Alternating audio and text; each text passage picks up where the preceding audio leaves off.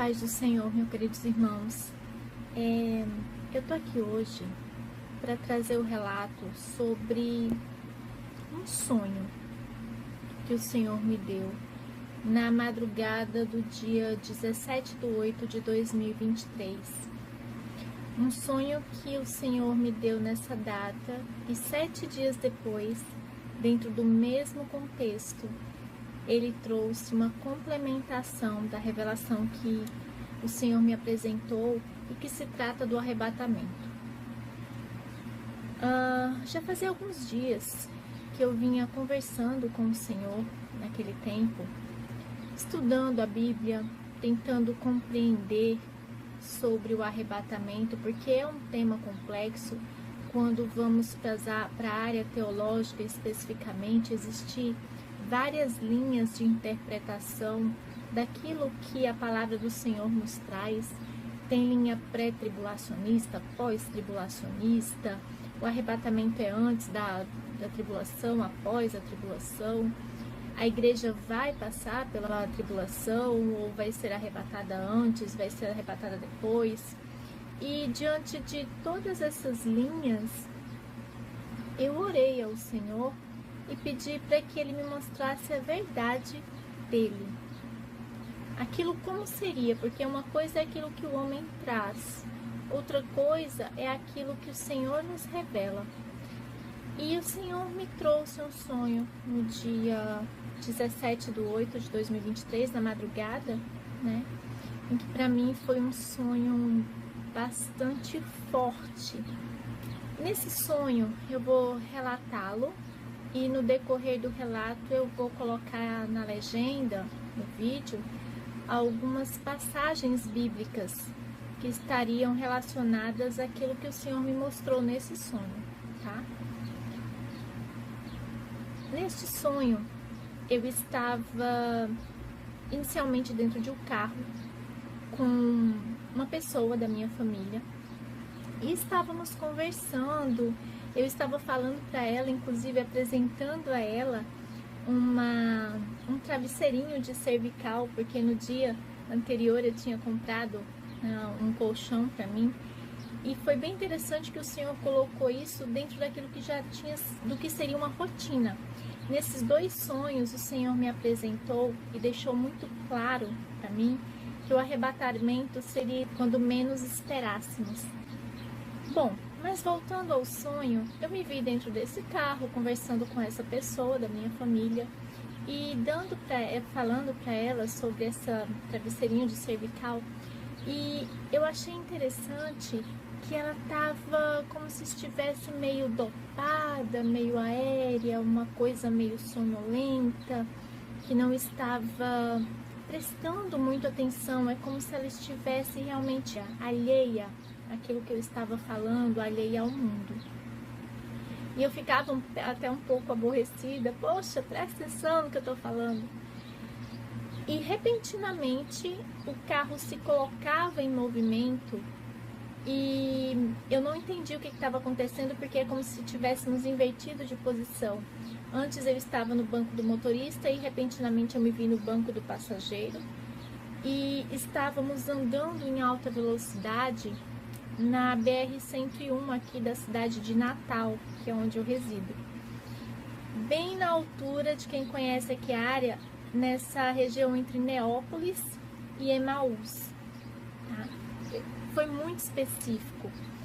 E estávamos indo no sentido Parnamirim. E a impressão que me deu é que estávamos indo na contramão.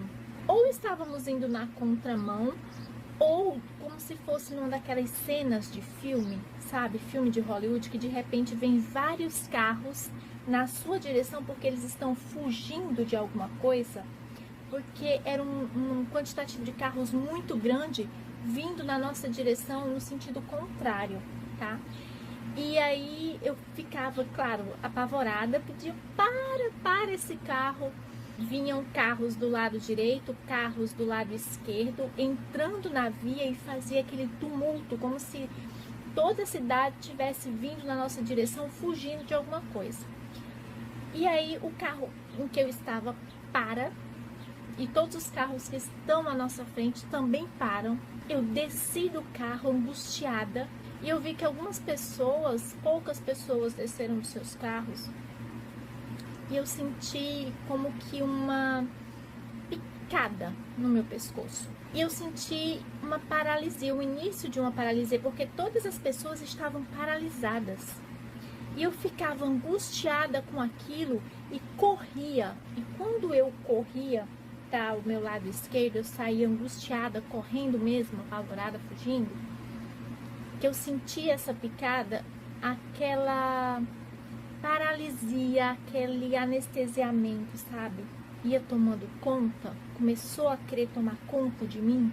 E eu ficava angustiada e eu clamava por Jesus. Dizia, Senhor, me ajude, Jesus. Nessa hora, eu me senti envolta por uma luz branca. E eu vi que no meio daquele tumulto, daquelas pessoas que em sua maioria ficaram paralisadas, eu só vi mais umas 2 pessoas que tenham conseguido se movimentar e mais uma que foi envolvida por aquela luz branca que me arrebatou do solo e me levou em direção ao céu.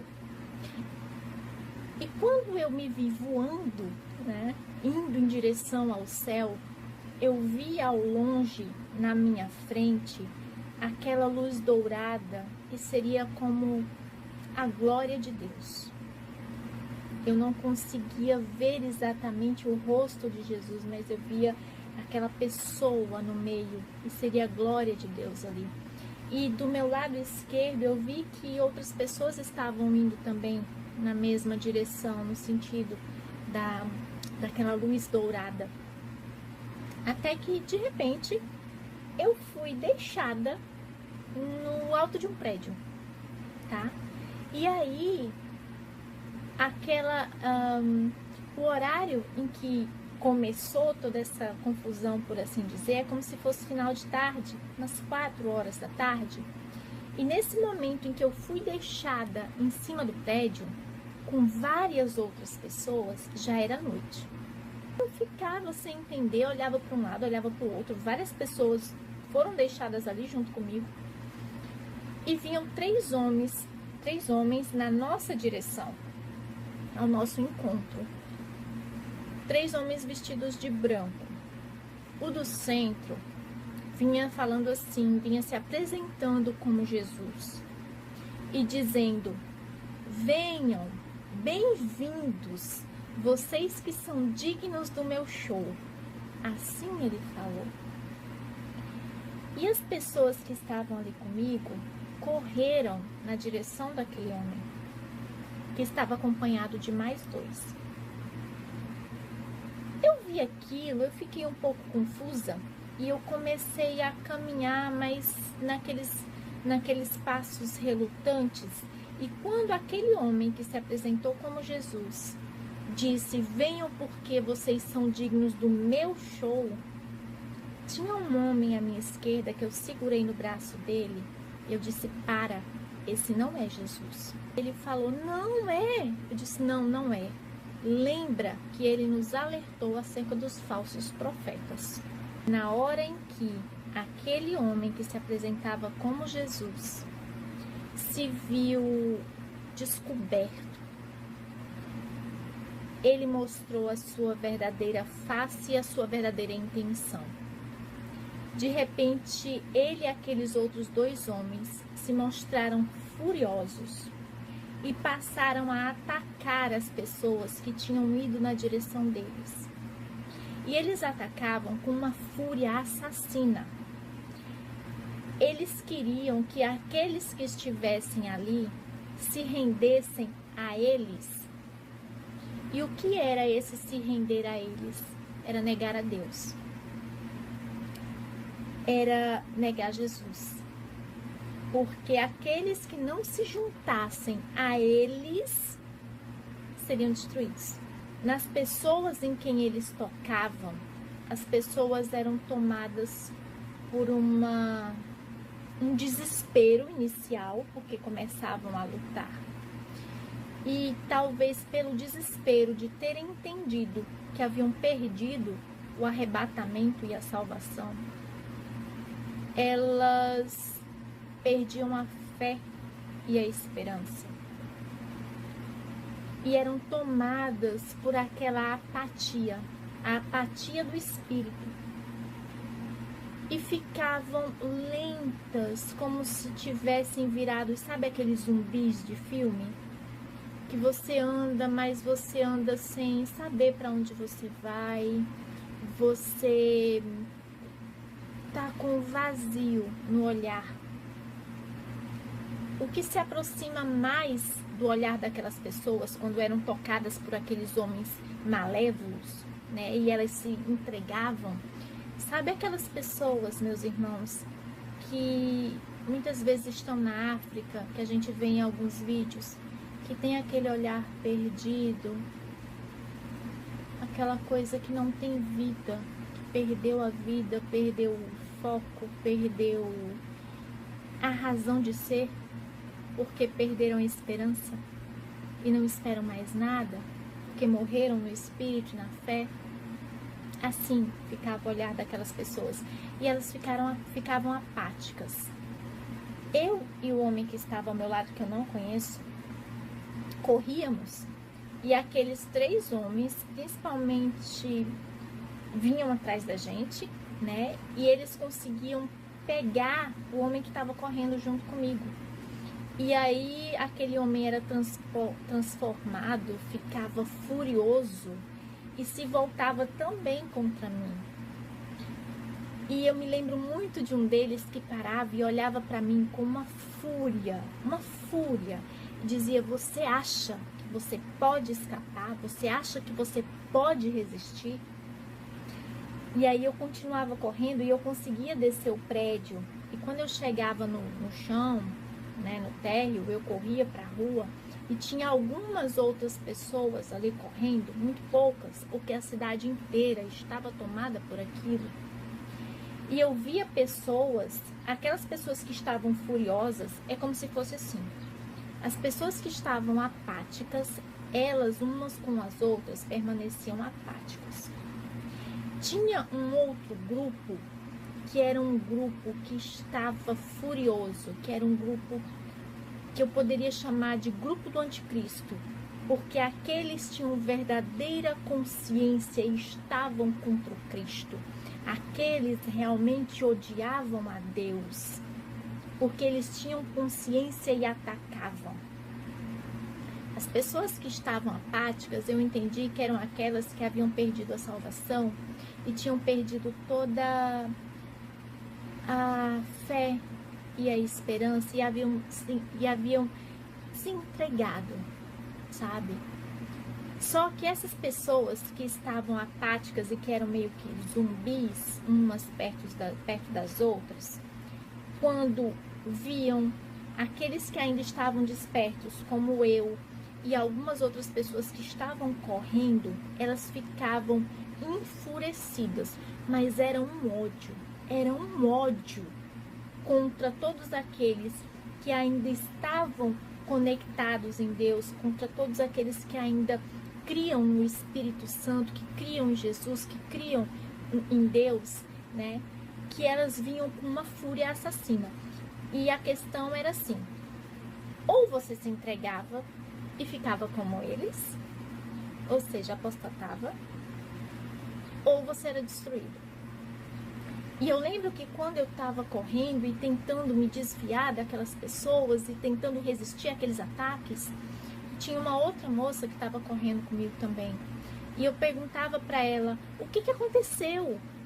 E ela falava assim: essas foram as exatas palavras que me foram ditas naquela noite. O Senhor Jesus veio nos buscar, mas todos aqueles que ao subirem tiveram no seu coração lamentação pelos que ficaram, também foram deixados para trás, para ficarem, para permanecerem com aqueles por quem tanto lamentaram.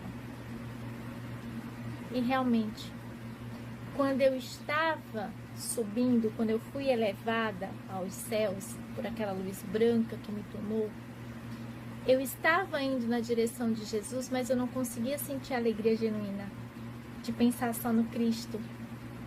Eu ficava assim, gente, então realmente o arrebatamento vai acontecer, está acontecendo ou acontece, né? O arrebatamento é como está na Bíblia. Poxa, Jesus chegou, glória a Deus, mas minha família ficou. Jesus chegou, mas e o meu pai? Jesus chegou, mas e a minha cunhada? Percebem? E aí por isso eu fiquei. Por isso eu fui deixada. Porque o meu coração não estava totalmente entregue a Jesus. Porque no meu coração a lamentação pelos que ficaram era maior do que a alegria pela chegada de nosso Senhor. E aí eu lembro que eu corri mais um pouco no sonho, até que eu cheguei num ponto que é como se fosse uma escadaria que dava numa praça, e a praça estava tomada por pessoas, e um grupo veio me atacar, até que chegou um rapaz para me ajudar e tentar me tirar dali, e eu acordei. E eu acordei pensando, Senhor, eu vou ficar. Senhor, o que foi que aconteceu? Jesus, eu vou ficar. E aí passou mais, né, aquele primeiro momento de choque, eu me coloquei em oração e consegui compreender o aviso do Senhor. Se vocês procurarem na internet, vocês vão ver que várias pessoas estão tendo sonhos no mesmo sentido do arrebatamento. O arrebatamento será algo real. A Bíblia é verdadeira, não? Porque quando eu conversava com Jesus, eu converso, claro, mas sobre o arrebatamento eu perguntava, Senhor, mas a gente vai subir de corpo e de carne, mas não faz sentido. O que eu vou fazer com o corpo lá no céu, Jesus? Eu acho que isso é uma alegoria. Isso deve ser uma representação de alguma coisa. Senhor, vai ser realmente ao pé da letra, como está na Bíblia? Senhor, se eu estiver errada, me mostra. Porque eu não consigo acreditar no arrebatamento do modo como está na Bíblia, ao pé da letra. Vai ser ipsis litteris do jeito que está aqui. E o Senhor mostrou que vai ser ipsis litteris como está na Bíblia, para que sirva de testemunho, assim como a abertura do Mar Vermelho serviu de testemunho para Faraó e para o Egito incrédulo, assim também servirá de testemunho para os que ficarem o arrebatamento daqueles que creram no Senhor. Mas não é só crer, é se entregar de corpo, alma, espírito ao Senhor, de coração ao Senhor. Porque enquanto estivermos lamentando a perda do que quer que seja aqui na terra, nós seremos deixados aqui, junto daquilo que nos é tão caro. Porque ali o Senhor me mostrou que eventualmente, sem a exata percepção, sem consciência, eu estava colocando a minha família à frente dele. E Jesus fala na sua palavra que todo aquele que colocar seu pai, sua mãe, seus irmãos à frente de mim, amá-los mais do que a mim, não é digno de mim. E ali o Senhor me mostrou o ponto que eu precisava trabalhar, né? E foi muito interessante. E eu lembro, eu deixei esse relato também no Instagram e algumas pessoas até comentaram, né, que estão tendo sonhos parecidos com esse, no mesmo sentido em que o Senhor mostra alguma coisa que precisamos estar trabalhando. Então aqui, meus irmãos, eu deixo para vocês esse relato, não? Vamos ter o arrebatamento, sim. Vai ser antes da tribulação? Vai ser depois da tribulação? isso o Senhor não me mostrou, tá? O que ele me mostrou é: vamos ter o arrebatamento como está na Bíblia, para que sirva de testemunho para todos aqueles que ficaram. E aqueles que ficaram sabiam que houve o arrebatamento. Não vai ter essa questão de arrebatamento secreto que algumas pessoas, né, algumas linhas teológicas defendem. Não foi isso que o Senhor me mostrou. O Senhor me mostrou que todos sabiam do arrebatamento. E que daqueles que sabiam do arrebatamento, que ficaram na terra, nós temos 3 grupos. Temos o grupo do anticristo, que estão junto com o anticristo e ficarão junto do anticristo porque escolheram, porque o sentimento daquelas pessoas, o ódio que elas tinham no olhar contra o Criador, o ódio que elas tinham contra Deus e contra Jesus, era uma coisa assim que, se elas pudessem pegar o próprio Deus e rasgar com as próprias unhas, elas o fariam. Tamanho era o ódio. Eu nunca vi uma coisa daquela, eu nunca pensei em ver algo assim nos olhos de um ser humano. E a impressão, aquilo que o Senhor me deu de discernimento, é que aquelas pessoas vão escolher estar com o anticristo. Não. Porque é algo assim: o Criador me rejeitou, então eu também o rejeito. E eu vou lutar até o fim contra ele. E aí, como o Senhor coloca o anticristo como um ser, inclusive com poderes não sobrenaturais, eles verão naquele ser com poderes sobrenaturais a chance, sim, de vencer o Criador. Uma luta, claro que é em glória. Eles não vão ganhar. Eles já perderam. Mas eles estão na esperança, porque Satanás também crê. Aliás, ele crê muito mais do que muitos de nós cristãos. E ele é perseverante. Muito, muito perseverante. Então, foi isso que o Senhor me mostrou, do ódio das pessoas. E aí teremos um segundo grupo, o grupo que apostatou, o grupo que desistiu, o grupo que se entregou, o grupo que não teve forças para se manter na fé. Porque na Bíblia, quando lemos principalmente Apocalipse, veremos que lá no final, o Senhor, na sua vinda, na sua segunda vinda, ele levará aqueles que foram fiéis até o fim, que perseveraram, porque aqueles que ficarem depois do arrebatamento, eles precisarão mais do que nunca merecer a salvação. A salvação daqueles que ficarem após o arrebatamento será por merecimento. Se não merecer, se não lutar por ela, não vai ter a salvação, sabe? Eu sei que a salvação é por graça, mas a salvação é por graça até o arrebatamento. Após o arrebatamento, a salvação vai ter que ser merecida, vai ter que ser suada, vai ter que ser lutada. E como é que a gente vai lutar e suar e buscar a salvação ali? Perseverando na fé. O que vai ser extremamente difícil, porque teremos o mundo inteiro contra aqueles que se mantiveram na fé. Porque você vai ter o anticristo e os seus sectários, que o seguem fielmente. Você vai ter os que apostataram em revolta. Quando se trata de tudo aquilo que se liga e que se refere a Deus, eles se transformam em ódio e em revolta. Então vai ser necessário uma força de vontade, uma perseverança, uma fé muito, muito, muito maior. E sem o amparo do Espírito Santo, o que vai tornar ainda mais difícil. Então, meus irmãos, vamos buscar a Deus enquanto podemos. Vamos buscar a Jesus enquanto ainda se lhe pode achar. Ninguém vai ao Pai senão pelo Filho. Jesus disse: eu sou o caminho, a verdade e a vida.